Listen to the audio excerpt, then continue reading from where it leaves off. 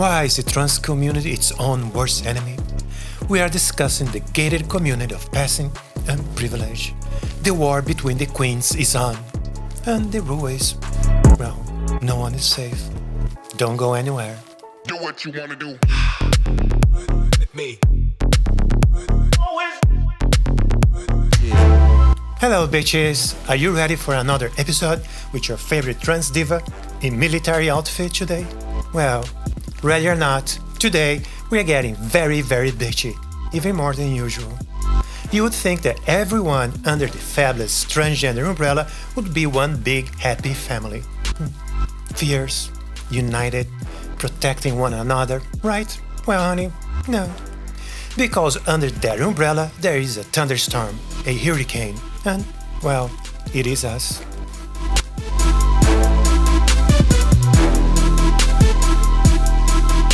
There is this vicious little hierarchy, or as I like to call it, the levels of trans women. The dolls, the bricks, the I am more real than you gang, all pointing fingers and blaming each other for why the world won't accept us. Some trans women act like femininity is the final exam, and they're the only ones who passed. So, before we start polishing that umbrella any further, be a darling, tap the like button and subscribe to my channel. And let's get messy together.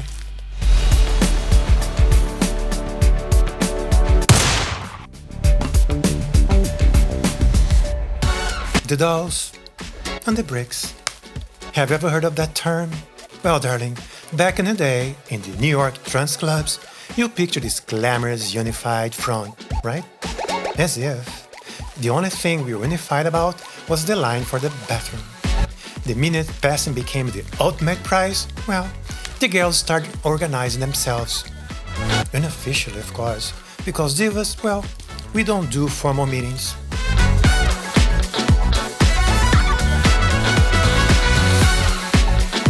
At the top, we had the dolls. Perfect hair, perfect bodies, softer voices, and the hardest judgments. These were the winners, the ones who looked, in their own deluded eyes, like they won the generic lottery, or at least found a surgeon who deserved a Nobel Prize. They were the girls who passed flawless.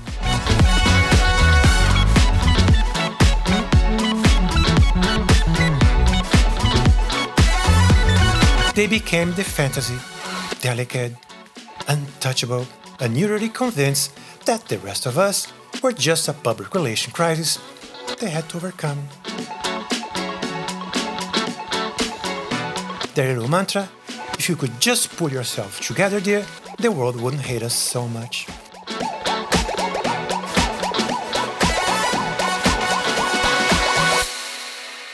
And then, there were the bricks.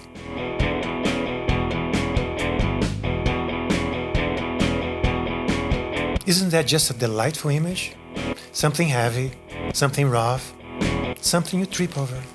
These were the girls whose journey was visible.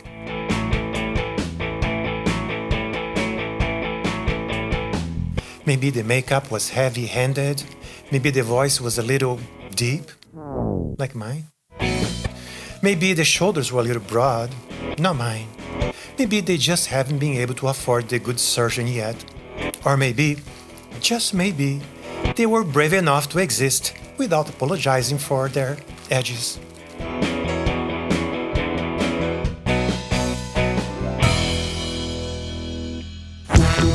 But the dolls called them names.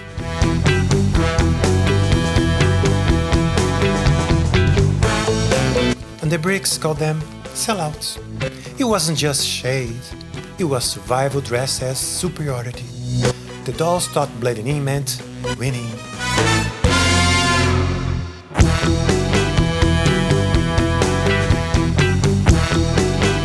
The bricks knew that hiding was just another form of shame.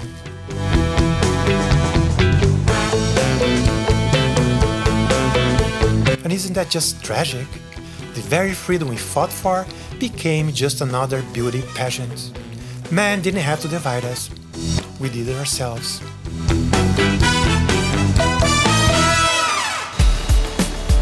However, underneath the wigs, the lashes, the bravado, we're all chasing the same thing: to be seen, to be desired, to be enough, to be accepted.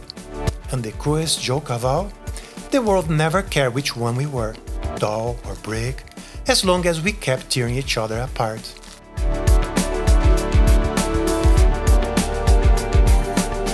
Now let's be real, darling. This entire vicious popularity contest isn't exactly new or exclusive to the trans world. Polarization, judgment, and the desperate need to separate ourselves into better and lesser groups is embedded into the human condition. It's been the same since the dawn of time.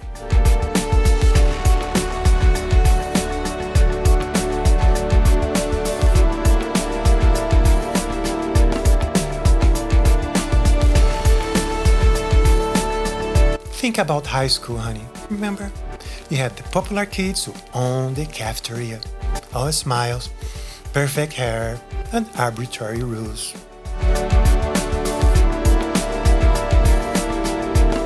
And then you had the geeks and the dorks eating their lunch in the library.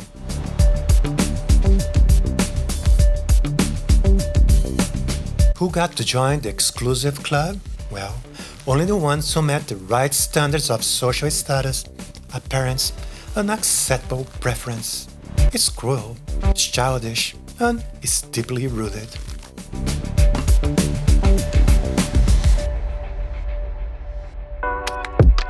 So why do we do this? Because hating on someone else is a cheap trick to feel better about yourself.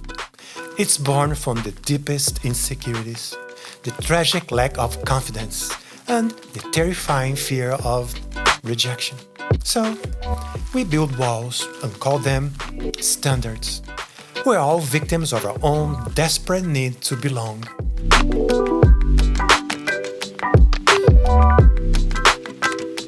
Even if it means step on our own sisters to get the popular table in the nightclub.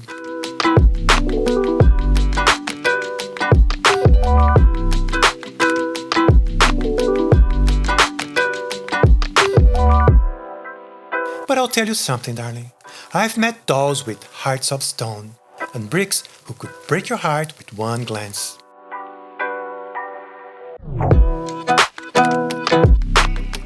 Maybe you've been playing the wrong game all along, because power isn't how convincingly we perform femininity, it's how boldly we define it for ourselves.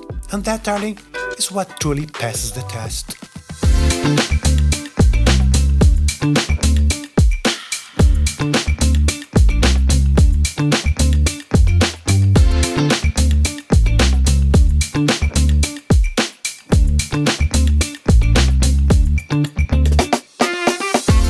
So, my loves, my final verdict is: burn down the gated community of passing. The only person you need validation from is the fabulous woman staring back at you in the mirror. Stop auditioning for acceptance. Your journey is yours. Your body is also yours. And your diva status, well, is non-negotiable. Thank you for getting messy with me today. Wasn't that fun?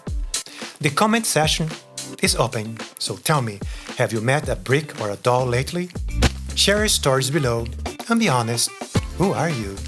Until next time, be beautiful, be fearless, and remember, the only label that matters is the one you claim for yourself. Bye bitches, until next time, don't behave, be bad.